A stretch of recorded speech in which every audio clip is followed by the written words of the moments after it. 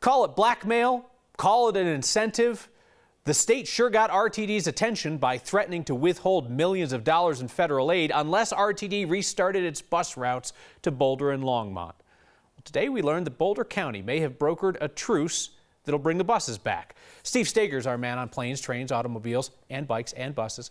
Steve, RTD will loudly tell you that a bag of money cannot drive a bus. Unfortunate, right? Yeah, they need drivers to do that. That was the argument of RTD's leadership. Like the rest of the world right now, they are short-staffed. They don't have the drivers to restart bus lines. And when you're forced to take drivers away from other lines, you might be hurting people who actually need and rely on transit. Now, here's some background. CDOT's Executive Director, Shoshana Liu, wrote to RTD leadership last week saying that she would withhold this $34 million in American Rescue Plan money intended for transit in Boulder, Longmont, and Lafayette.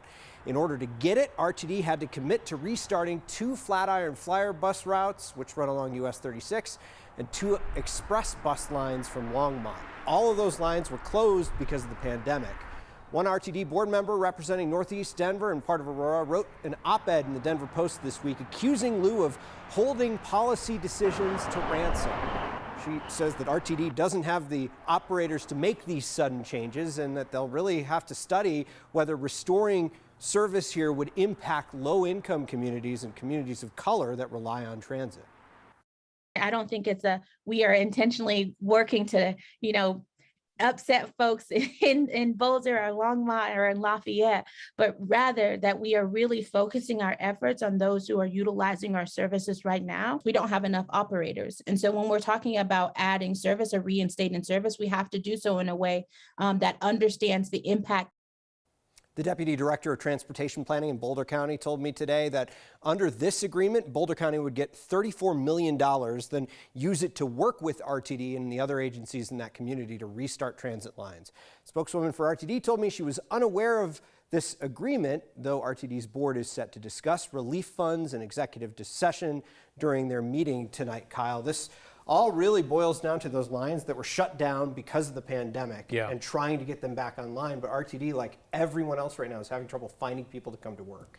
So I don't know if you remember, Steve, when Next went on the air 5 years ago, we used to have a lot of fun with that A-line train that didn't work. But that was because RTD was a functional transit agency that had one train that was on the struggle bus. The state keeps going hard after RTD, and I mean, they're kicking them when they're down. I mean, they've got budget issues. They can't find staff. They're having trouble servicing routes where people want them. It's just a tough situation over there. And we've been talking about that operator shortage for a long time, even before the pandemic. Things leveled out during the pandemic because all of a sudden you had enough operators for the routes. But right as things started getting built up back up again, they're going through the exact same thing they did before. And now they're kind of saying to the state, look, we would love to start these bus lines back up too. We just don't have the resources. And if we're able to get the resources, we might be able to figure that out. Steve Stager, you missed him. He's back from his honeymoon. Thank you, Steve.